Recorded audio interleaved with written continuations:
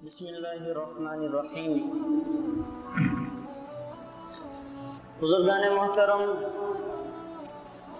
محرم الحرام کا مہینہ شروع ہو چکا ہے۔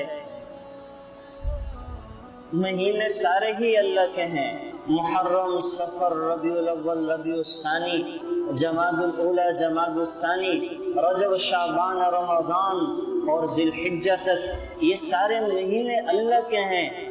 اور جنوری، فروری، مارچ، اپریل، مئی، جون، جولائی، اگست یہ بھی اللہ کے ہیں۔ لیکن ایک شمسی کیلنڈر ہے اور ایک قمری کیلنڈر ہے۔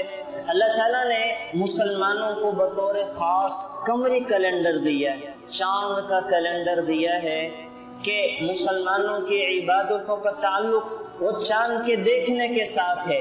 رمضان کا مہینہ چاند کے دیکھنے کے ساتھ شروع ہوتا ہے، عیدین چاند کے دیکھنے کے ساتھ آتی ہیں، ذی الحجہ کے مہینے میں حج کا کرنا یہ چاند کے دیکھنے کے ساتھ ہے۔ تو اللہ تعالیٰ نے سارے ہی مہینے یوں تو اللہ کے ہیں، لیکن مسلمانوں کو بطور خاص چاند کا کیلنڈر دیا ہے۔ تو گزارش یہ کروں گا کہ اپنے بچوں کو چاند کے کیلنڈر کا بھی بتایا کریں، انہیں بتائیں کہ 1441 ہجری شروع ہو چکا ہے، رسول اللہ صلی اللہ علیہ وسلم کو ہجرت کیے 1441 سال بیت چکے ہیں، اور محرم کا مہینہ یہ اسلامی سال کا پہلا مہینہ یہ شروع ہو چکا ہے۔ ہمارے بچوں کو انگریزی مہینے کا تو پتہ ہے لیکن اسلامی مہینوں کا پتہ نہیں ہوتا، تو پہلی گزارش تو یہ ہے اپنے بچوں کو ان مہینوں کا بھی تعارف کروائیں۔ اور پھر محرم الحرام کا مہینہ، اس میں ایک دن آتا ہے عاشورہ کے دن کے حوالے سے عام مسلمانوں کا خیال یہ ہے کہ چونکہ اس دن حضرت امام حسین رضی اللہ تعالی عنہ کی شہادت کا واقعہ پیش آیا ہے، اس وجہ سے اس دن کو عاشورہ کہا جاتا ہے، یعنی 10 محرم الحرام کو حضرت امام حسین کی شہادت کا واقعہ پیش آیا ہے، تو اس دن کو عاشورہ کہا جاتا ہے۔ لیکن علماء نے لکھا ہے کہ اصل میں اس کی عاشورہ کہنے کی وجہ اور ہیں، 2 وجہ سے اس کو عاشورہ کہا جاتا ہے۔ ایک تو 10 تاریخ انسانی کے بڑے بڑے واقعات، 10 بڑے بڑے واقعات وہ 10 محرم الحرام کو پیش آئے ہیں، اور عربی میں 10 کو عاشرہ کہتے ہیں، تو اس مناسبت سے اس دن کو عاشورہ کہا جاتا ہے۔ اور اسی وجہ سے محرم کا مہینہ یہ ہمیشہ سے محترم رہا ہے۔ وہ 10 واقعات کیا پیش آئے ہیں؟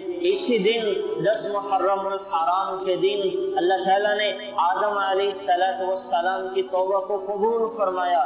اسی دن اللہ تعالیٰ نے ادریس علیہ السلام کو آسمانوں پہ اٹھایا ہے۔ 2 نبیوں کو اللہ تعالیٰ نے آسمانوں پہ اٹھایا ہے، عیسیٰ علیہ السلام کو اور ادریس علیہ السلام کو۔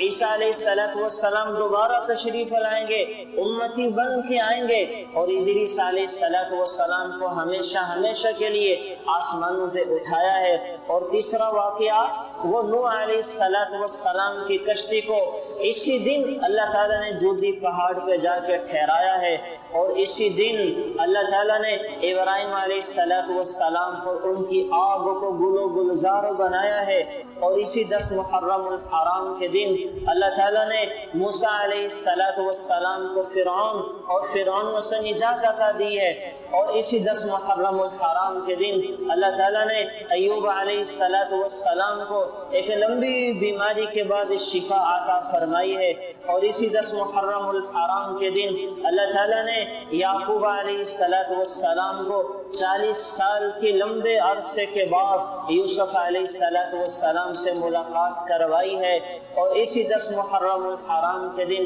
اللہ تعالیٰ نے سلیمان علیہ السلام کو کل کائنات کی بادشاہت عطا فرمائی ہے، اور اسی 10 محرم الحرام کے دن اللہ تعالیٰ نے یونس علیہ السلام کی توبہ کو قبول فرمایا اور انہیں مچھلی کے پیٹ سے زمین پہ نکالا ہے، اور اسی 10 محرم الحرام کے دن اللہ تعالیٰ نے عیسیٰ علیہ السلام کو آسمانوں پہ زندہ اٹھایا ہے، اور ان سب پہ چھا گیا حضرت امام حسین رضی اللہ تعالیٰ عنہ کی شہادت اور اہل بیت کی شہادتیں، وہ ان سب پہ چھا گئی، اور ان واقعات کو 4 چاند لگا دیے، تو ان واقعات کی وجہ سے اس دن کو عاشورہ کا دن کہا جاتا ہے۔ اور بعض علماء نے لکھا ہے کہ عاشورہ اصل میں عاش نور تھا، یعنی جو اس مہینے کا احترام کرے گا، جو اس مہینے کے تقدس کا لحاظ کرے گا، اللہ تعالیٰ اسے عیش والی زندگی عطا فرمائیں گے۔ تو اس وجہ سے اس مہینے کو محرم الحرام کا مہینہ اور اس کی 10ویں تاریخ کو یوم عاشورہ کہا جاتا ہے۔ Thanks for watching. Please subscribe, like, share Mufti Sufyan.